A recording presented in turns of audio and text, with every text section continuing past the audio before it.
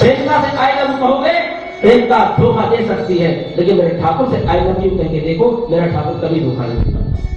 हर पल हमेशा तेरे कदम पर रहेगा, तेरे साथ रहेगा। अरे तू कदम से कदम मिला के चलने की बात करता है, मेरा ठाकुर तेरे से 2 कदम आगे चलेगा।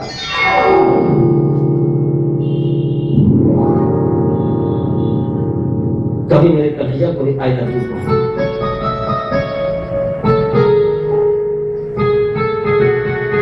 मोह देह से होता है, प्रेम आत्मा से होता है।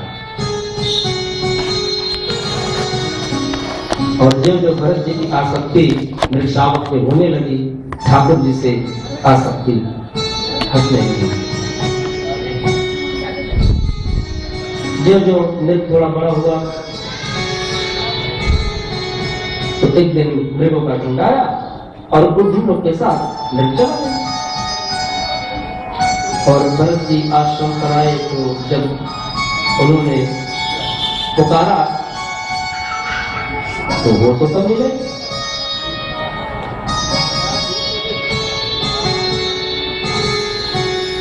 अब जब आश्रम पर संत भरत नृत्य श्रावक को नहीं पाए तो बैठे बैठे रोने लगे और रोते रोते उन्होंने अपनी देह भी छोड़ दी। और दूसरे जन्म में भरत जी का जन्म नृत्य श्रावक के रूप में ही हुआ। ध्यान दे, हम अपने घरों में कुत्ते बिल्ली पालते हैं। एक मृग में आसक्ति होने पर, एक नृत्य श्रावक में आसक्ति होने पर भरत जी का जन्म भी नृत्य श्रावक के रूप में हुआ। उनको अगले जन्म मृग बनना पड़ा। आप कुत्ते बिल्ली पालो, कुत्ते बिल्ली पालने में बुराई नहीं है, मेरे यहां भी है। लेकिन आसक्ति, इतनी आसक्ति उनमें आपकी न हो कि उनके न रहने पर आप रोने लग जाओ, आसक्त हो जाओ।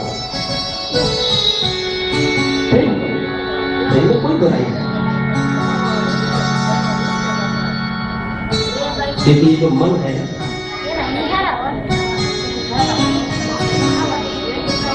जब ठाकुर की पूजा से मन हटे, जब अच्छे कार्यों से आपका मन हटे, तो आप समझ जाओ कि आपका समय ठीक नहीं चल रहा है।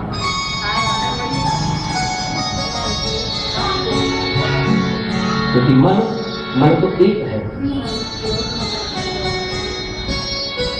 जैसे आप एक ताले में चाबी डालते हो ना, सीधा घुमाते हो, उल्टा घुमाते हो, तो उल्टा घुमाने से ताला बंद हो जाता है और सीधा घुमाने से ताला ऐसे ही समझ। ये जो मन है एक ताली है, एक चाबी है।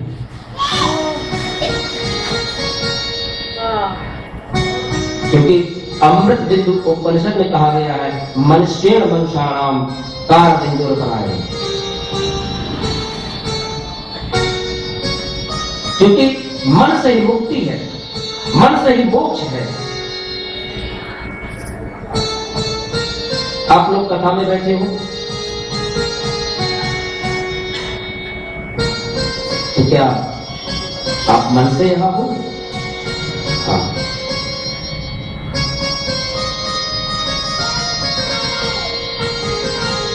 आप मन से हो, लेकिन यदि आप मन से नहीं हो तो आपका शरीर यहां तो है, लेकिन मन आपका कहीं और है। तो ये समझ लेना, यदि आप शरीर से उपस्थित हो तो यहाँ आपकी उपस्थिति नहीं है, आपकी यहाँ पर मेरे ठाकुर के सामने अनुपस्थिति है। क्योंकि आपकी उपस्थिति तो वहां है जहां आपका मन है। अब आप अपने घर पर हो और सोचो कि 2 बज गए हैं, कथा शुरू हो चुकी होगी, जल्दी से निकलना है, तो शरीर आपका वहां है और मन आपका मेरे ठाकुर के पास आ गया, तो आपकी उपस्थिति मेरे ठाकुर सामने पक्की हो गई, आप उपस्थित हो गए। भले आप 2 बजे अपने घर पर हो, यहां नहीं पहुंच पाए, कथा शुरू हो चुकी, आप सोच लिए, आपने सोच लिया, अपने मन में धारण कर लिया कि कथा शुरू हो गई, हम 4 बजे भी अगर पहुंचेंगे तो 2 बजे आपकी उपस्थिति यहां हो गई। मेरे ठाकुर ने आपकी उपस्थिति को अपनी उपस्थिति पंजिका में दर्ज कर लिया, मेरा भक्त मेरा श्रोता उपस्थित हो गया। लेकिन अगर आप तन से यहां हो और मन से कहीं और हो तो आपकी उपस्थिति पक्की नहीं, क्योंकि मन से ही बंधन है, मन से ही मुक्ति है, आत्मा और देह की मुक्ति नहीं। मन तो हमारा प्रभु में लगना चाहिए और तब हमारा संसार के कार्यों में। तो आप सोचो कि ये कौन सी बात हो रही है? अरे भाई, जहां तन वहां मन है ना, जहां तन वही मन और जहां मन वही तन। तो आप बता रहे हो कि मन से प्रभु के कार्य होते हैं और तन से घर के कार्य होते हैं। कहते हैं बेटा जरा मन लगा के काम करो, कहते ना। तो ये कैसे हो गया भाई कि मन कहीं और तन कहीं और, जहां मन वही तन, जहां तन वही मन। लेकिन हमको एक बात आप मुझे बताइए कि आप जिससे बहुत ज्यादा प्यार करते हो, उसको बहुत ज्यादा चाहते हो, अपनी माँ को, अपनी बहन को, अपनी पत्नी को, अपनी प्रेमिका को, किसी को भी चाहते हो और आप अपने व्यापार में हो, लेकिन मन आपका आपकी पत्नी में लगा है, मन आपका अपनी प्रेमिका में लगा है, मन आपका अपनी माँ बहन में लगा है, उनके प्रेम में लगा है। तो तन से तो आप व्यापार का काम कर रहे हो और मन से आप उसे याद कर रहे हो। एक कहावत कह गई है कि तन कार में और मन यार में। कहते हैं कहते हैं कि तन कार में और मन यार में। तो तन से संसार के कार्य होते हैं, मन से ठाकुर के कार्य होते हैं, प्रेम का कार्य होता है।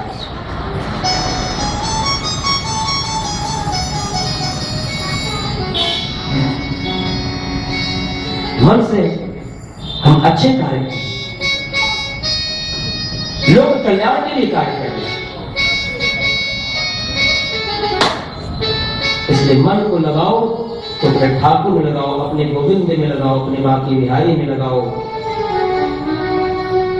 हमारे गोविंद हमारे ठाकुर जिनका नाम का हम स्मरण करें, गोविंद गाने गोपाल गाने,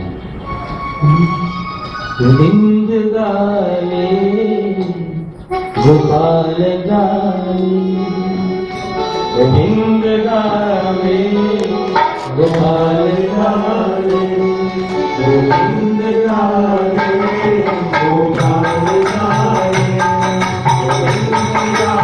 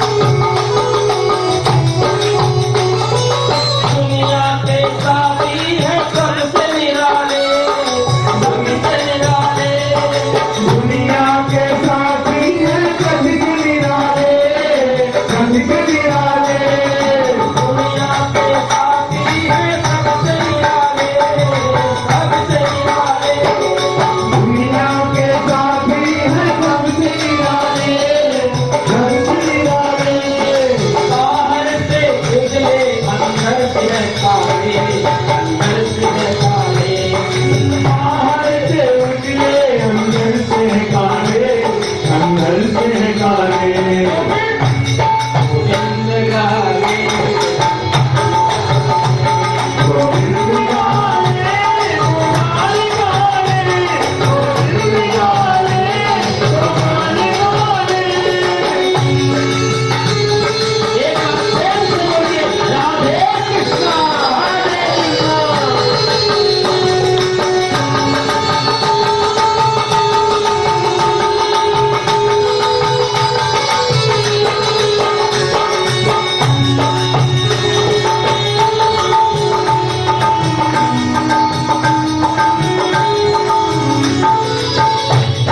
सब में चलेंगे न पगले अटाले, न पगले अटाले, बगले चलेंगे न बगले अटाले, न बगले अटाले।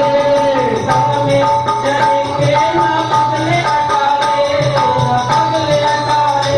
बगले चलेंगे न बगले अटाले, न बगले अटाले। मरने के पीछे आगे है निकाले, आगे है निकाले।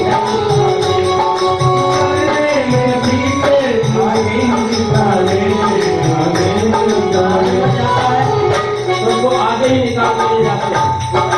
और जब शादी होती है तो उसको पीछे कर देते हैं और खुद आगे हो जाते हैं। यहाँ इस बात को समझना है, शादी में दूल्हा पीछे होता है और मरने में इंसान आगे होता है। क्यों? क्योंकि शादी में लोग दूल्हे को नहीं, दूल्हे के बाप को देखते हैं, उसके संस्कार को नहीं, उसके पिता के संस्कार को देखते हैं। और मरने के बाद पिता के संस्कार को नहीं, खुद के संस्कार को देखते हैं। ये कैसा था?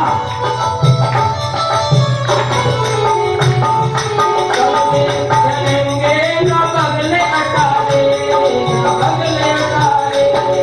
संग में चलेंगे न बगले अटाले, न बगले अटाले।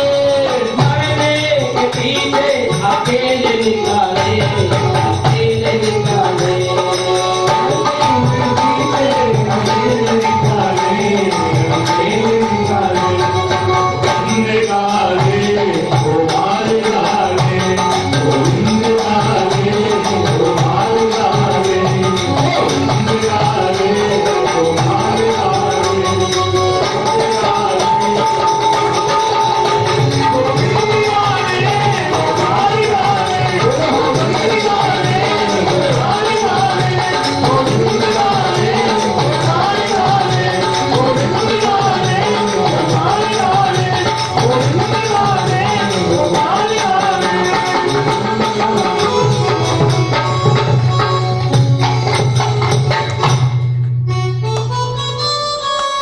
तो ये मन एक है। इस मन रूपी चाबी को कभी उल्टा मत घुमाना, उसे सीधा घुमाना। तो भरत जी महाराज का उस सावक से इतना मोह हुआ कि उसके मरने के बाद कालिंजर पर्वत पर भरत जी मृत के रूप में पैदा हुए। चूंकि अपने पूर्व जन्म की बात को वो जानते थे, आदि सूखी भूसी घास खाकर किसी तरह से अपने सुंदर की देह को त्यागा और फिर तीसरे जन्म में भरत जी का जन्म अंगिरा गोत्री के घर में हुआ, जिनकी दो बेटियां थी। भरत जी स्वभाव से बहुत सीधे थे, कोई भी कोई काम कहे तो कर दिया करते थे। पिता की मृत्यु के बाद वो अपने भाई और भाभी के अधीन हो गए, लेकिन मन उनका वहां से भी नहीं लगा। उन्होंने घर को छोड़ दिया और आकर एक जंगल में रहने लगे। भरत जी को कोई भी कोई काम बताते तो उसका काम कर देते थे, क्योंकि भरत जी अब अपनी अंतिम अवस्था को प्राप्त, जागृत, सुषुप्त और तुरीय, ये तीन अवस्थाएं होती हैं। ये मनुष्य की तीन अंतिम अवस्था है। साधक तुरीय अवस्था, तुरीय अवस्था में महाराज भरत स्थित है, इसीलिए लोग भरत जी को जड़वत भरत, जड़वत भरत भी कहते हैं।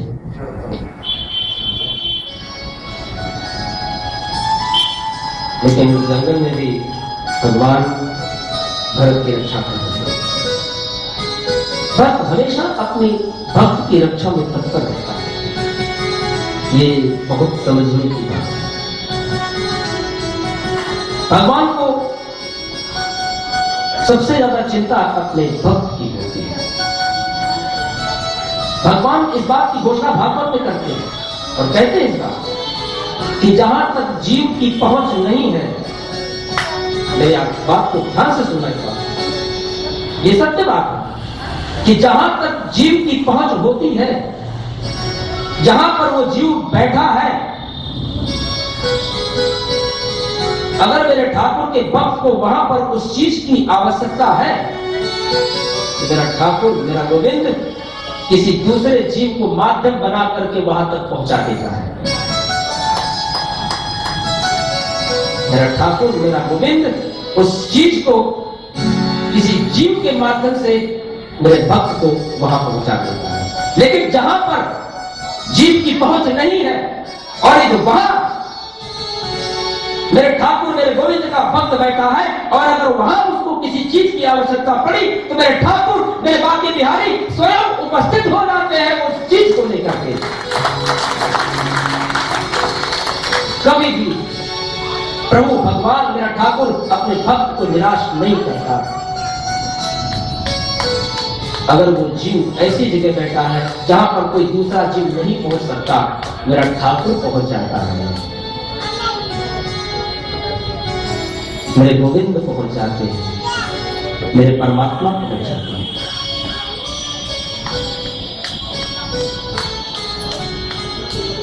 भगवान कहते हैं योग क्षेमम वहम, मैं अपने भक्त का योग और क्षेम सब करेंगे।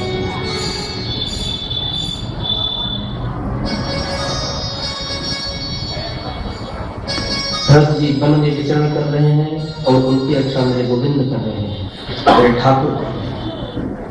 एक बार सौवीर देश के राजा रोहन ये आत्मज्ञान प्राप्त करने के लिए गंगा सागर गए,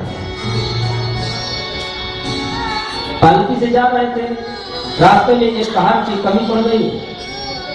भरत जी बैठे थे, कहारों ने भरत जी को लगा लिया, सोचा ये कहार ही होगा। अब भरत जी राजा रोहन की पालकी लेकर चल रहे हैं।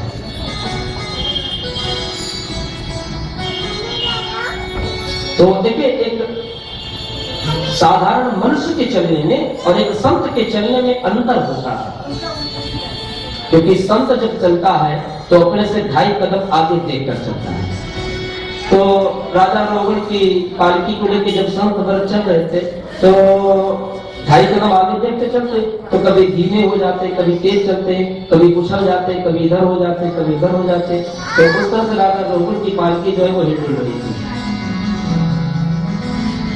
तो राजा रोहन ने कहा कि हे कोठार, ये मेरी पालकी तू कैसे लेके चल रहा है? पालकी हिल रही है, डुल रही है। तो कहारों ने कहा महाराज, इसमें हमारा दोष नहीं है, अभी अभी एक नया कहार लगा है, ये उसकी वजह से हो रहा है। ये कभी धीरे चलता है तो कभी तेज चलने लगता है, कभी उछल के चलता है, कभी तिरछा चलता है, कभी टेढ़ा चलता है, कभी सीधा चलता है, एक समान चल ही नहीं रहा। तो ये कहार हमारे साथ चलने में समर्थ नहीं है, इसीलिए पालकी हिल डुल रही है। तो राजा रावण ने सोचा कि ये संसर्ग दोष है। क्यों संसर्ग दोष? यानी गलती कोई एक करे और अपराधी सभी बने खड़े हैं लाइन से। तो राजा रावण ने पालकी को झांक करके देखा और कहा कि हे कोठार, तू देखने में तो हट्टा कट्टा है और तू बहुत दूर से मेरी पालकी को धोखा लेके चला रहा है। ऐसा लगता है कि तू थक गया है और चलने में समर्थ नहीं है। लेकिन तुझे नहीं पता मैं राजा हूं,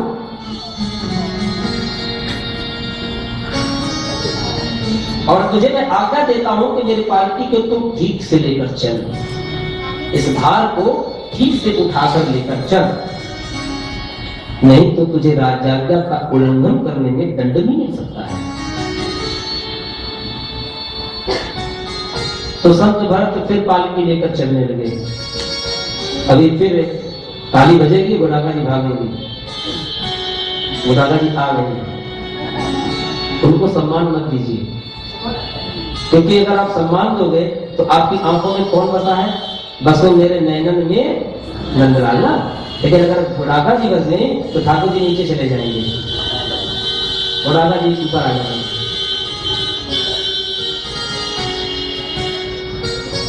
तो अब राजा रोहन की पालकी को लेकर जब भरत चलने लगे तो आपने वोट चीटियों की लंबी लाइन देखी।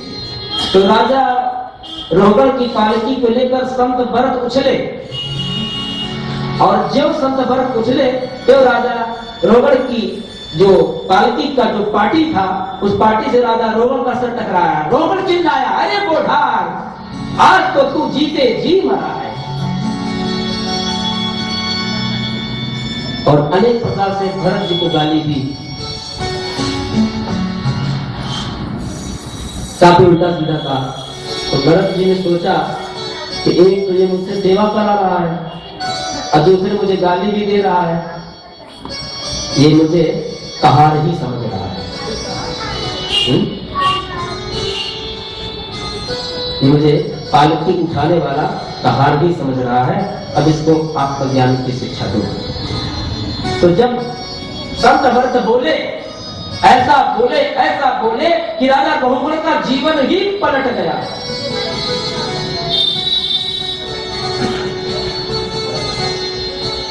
चित्तोदितं बकः कलद्धं हर्तोषमेष वीरा यद वीरभारः गन्तुर्यद शिष्या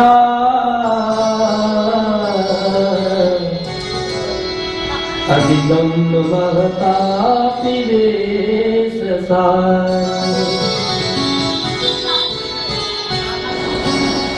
गन्तुर्यद शिष्या अधिगम महवा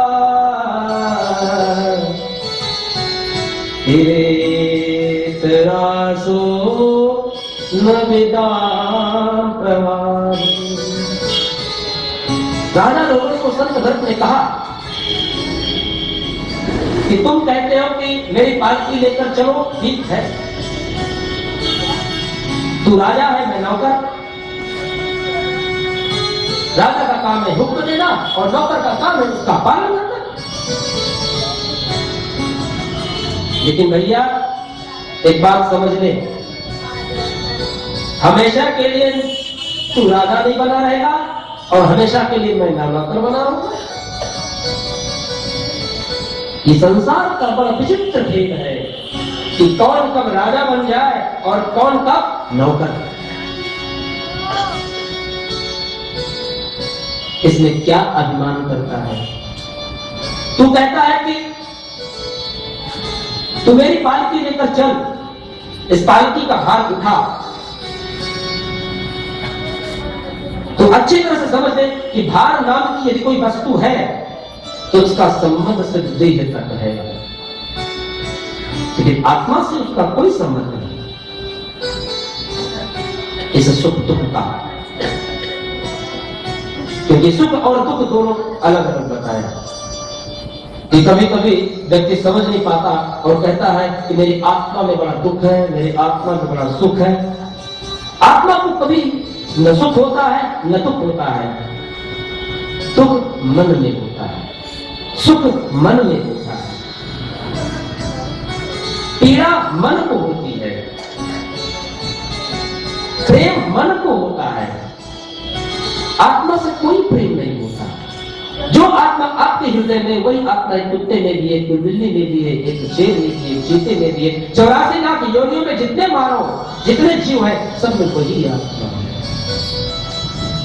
ऐसा नहीं कि जो आत्मा मेरे हृदय में है आपके अंदर कोई दूसरी आत्मा है, आपके अंदर कोई दूसरी आत्मा है, आपके अंदर कोई दूसरी आत्मा है।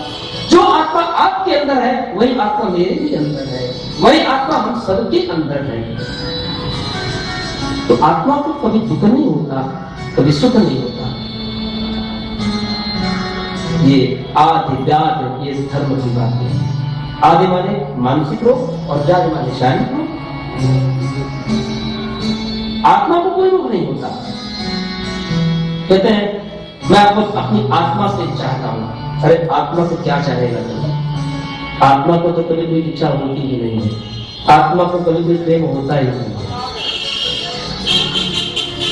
मन से बोले तो ठीक,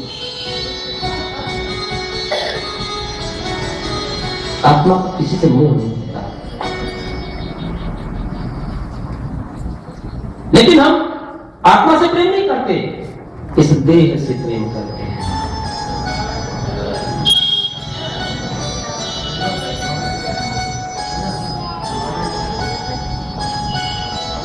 प्यास किसे लगती है? बोले प्राणों को। आत्मा को प्यास नहीं लगता। भूख किसे लगती है? प्राणों को। आत्मा को कोई भूख नहीं है। आत्मा से उन सब का कोई संबंध नहीं। तो राजा रोहगण ने जब ये आत्म संबद्ध वचन सुने तो राजा रोहगण ने पालकी उतरवाई। पालकी उतरवाई और राजा रोहगण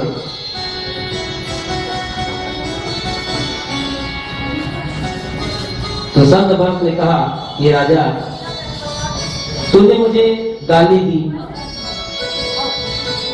तूने मुझे पागल कहा। यही गाली दी थी ना? अरे पागल कहा था ना?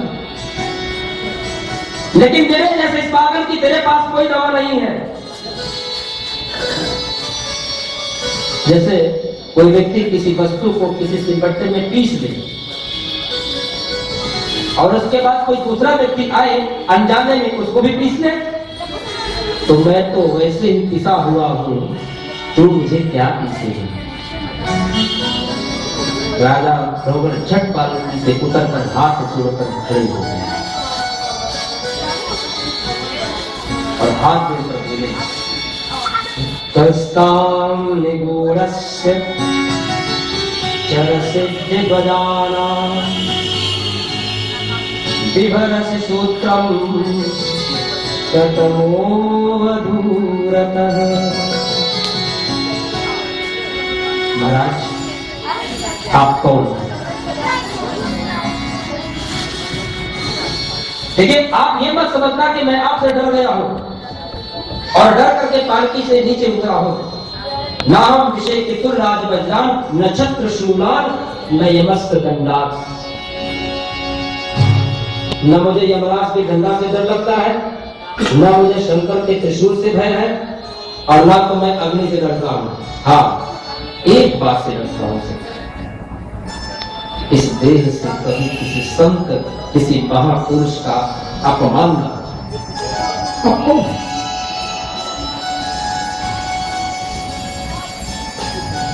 संत भरत बोले कि मैं संत हूं, महात्मा हूं, महापुरुष हूं या नहीं हूं? बाबा तू क्या कहना चाहता है?